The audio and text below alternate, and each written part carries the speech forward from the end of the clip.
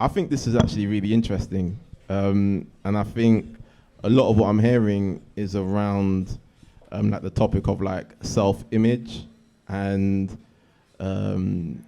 stereotypes, and I guess the stereotypes which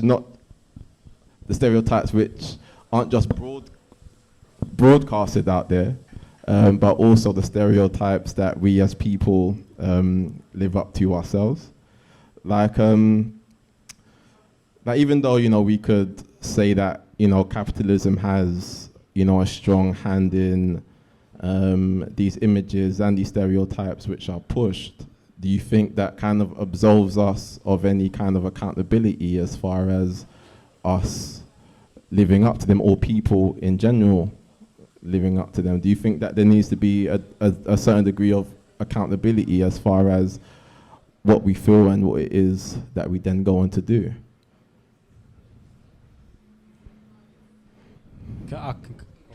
I can comment on that, or I'll try. Accountability is the word of the week between you and I. Like, I think it's a very powerful thing. I think something that you mentioned was that, growing up, you might even have a screw face on when you leave the house, and there's a point where you realize, like, why am I doing this type of thing?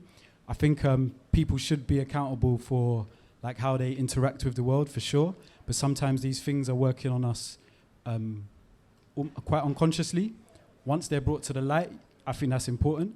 But I think, it's like unpicking like the level of programming that we receive or like are indoctrinated into early on in life.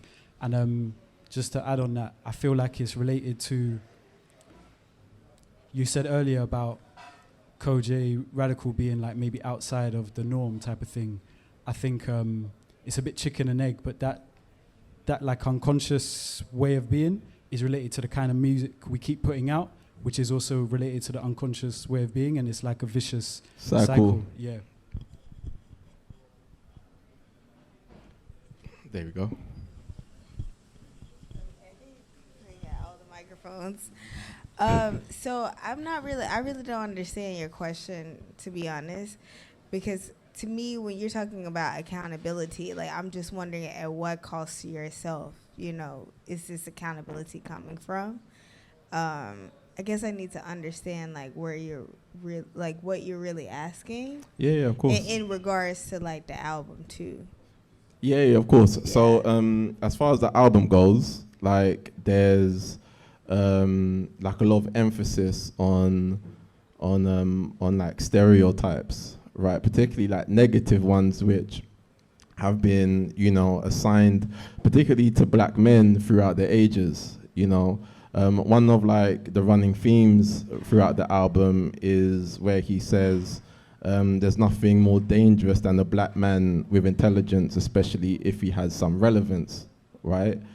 And that goes on to speak to, at least for me, the stereotype of, I guess, black men in general conforming to a stereotype which doesn't align with intelligence, and then you have certain stereotypes revolved around, drug dealing, womanizing, fathers abandoning their children, and the list goes on, right? And these topics are covered in the album. But what I'm saying is, in reference to that, is that like a lot of times, people can do these things, so they can abandon their children, they can, be a womanizer, they can be a drug dealer, but instead of looking at their actions and taking accountability for their actions, they're instead,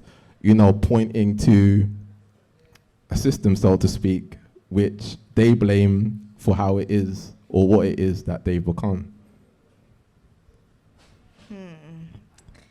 Okay, let me sit with that, because I'm still trying to grasp, like, where does the accountability come from, and why should someone feel like, why should they feel like that? I mean, I understand there's a stereotype with it, but I'm just still trying to understand the connection.